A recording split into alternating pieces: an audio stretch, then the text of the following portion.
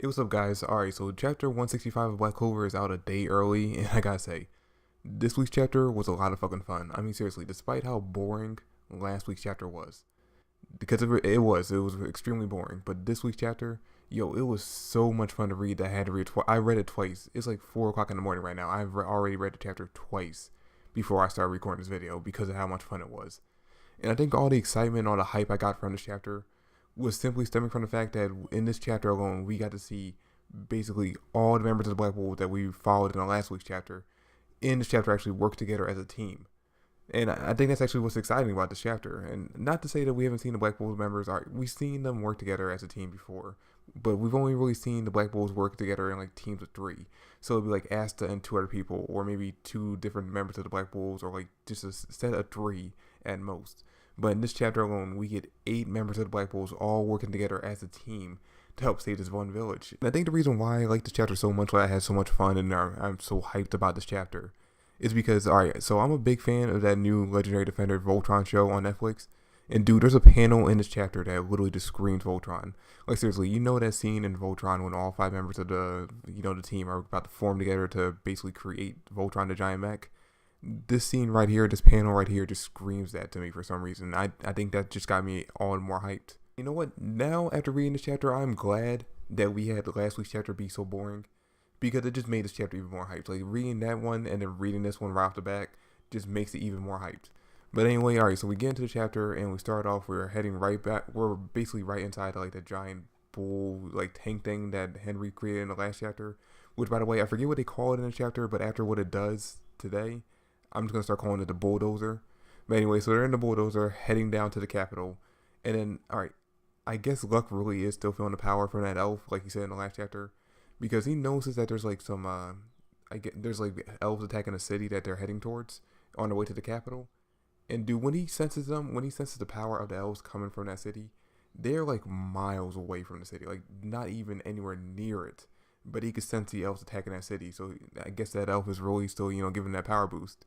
But anyway, they sense the elves going there, and we check in with the city to see exactly who's attacking.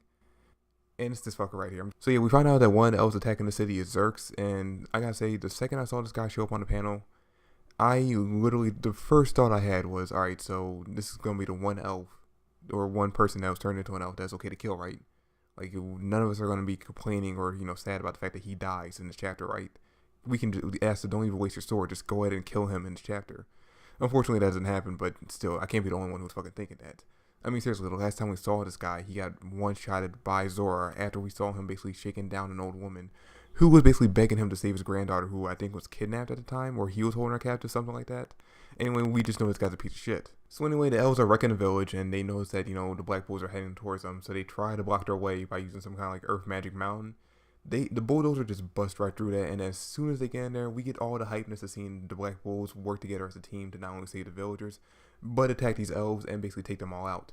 Now, of course, the elves try to fight back a little bit. They try to do their best to fight back against them, and when they put all their power into attacking, they notice that none of their attacks are landing. Not even Zerx's ice magic is landing on the Black Wolves like base, because at this point Henry had turned it into like a giant, the giant mecha from the first time we saw it. But anyway, they're attacking it. They're like, what the fuck's going on? Why are none of our attacks hitting? And then they notice that Rogue is up on top of the Black Wolves. It's like, holy shit, Rogue is up there being a badass, stopping the attack from hitting them. Vanessa is just like fucking gloating because she's proud of herself for that. And I mean, the only real reason why she's able to do this is because Charmy's, food magic was basically replenishing their mana over and over again. So no matter how much they use, they're still gonna be good. They're gonna be golden for like their entire fight. But anyway, they all get pissed off. The elves get pissed off and they're like, right, well, fuck it. If we can't hit you, we can definitely hit the fucking civilians that you're trying to protect. So they combine their magic. They all try to, use that group magic attack. So they send their combination magic head straight towards the civilians. They're like, holy shit, what the fuck's going to happen to us now? And then, alright, so this is probably the funniest part of the chapter. Asta gets shot out of a fucking cannon from the base, heading straight towards them with his new sword out, busts right through their combination magic, and then drives his sword not through him, but drives the sword into Zerx, pinning him on a wall and basically dispelling the, reincarnation magic with his new sword. And that's pretty much where the chapter ends, with Asta just like, I guess we won. And that's pretty much it, with him just yelling that the Black Bulls are basically badasses. And I gotta agree, after this chapter, the Black Wolves are officially the #1 Magic Knight Order in the series. And you know what, speaking of that, I kind of want to talk about something real quick that I noticed after reading this chapter. Alright, so you remember Naruto when, Naruto, in the beginning of the series, whenever Naruto showed up somewhere, people basically treated him like shit. No one liked him except for basically Iruka Sensei and maybe Shikamaru and obviously Hinata. Pretty much everyone else in the village basically treated him like shit. But then after the Chunin exam arc and basically after he fought Gaara, they kind of just like disappeared from the plot. I mean, no one really treated him like shit on camera. I'm sure there were still people, talking behind his back, but no one actually treated him like garbage on camera anymore. And then fast forward to Shippuden, after he beat Pain and stopped the whole invasion arc, everyone started treating him like a hero, like he was basically the savior of the village. I just now realized that the same thing's kind of happened with the Black Wolves in the series. I mean, in the beginning of the series, when we saw the Black Wolves for the first time, we saw that people, like the normal civilians, even the other Magic Knight orders, did not like them when they showed up. No matter who it was, even when it was Captain Yami, no one was happy when they showed up, even if it was to help the civilians out. Whenever they show up, even if they were in danger, if the Black Wolves showed up to help out, they basically be like, alright, well, now we're worse off than we were before because you guys are just going to destroy everything. But then after Asta helped basically save the capital from the first time it was invaded by the Midnight Suns, that kind of just started to disappear from the plot as well. Like the whole, hatred for the Black Wolves. And then even more so after the whole, child abduction arc, when basically the children were being abducted and having their mana stolen.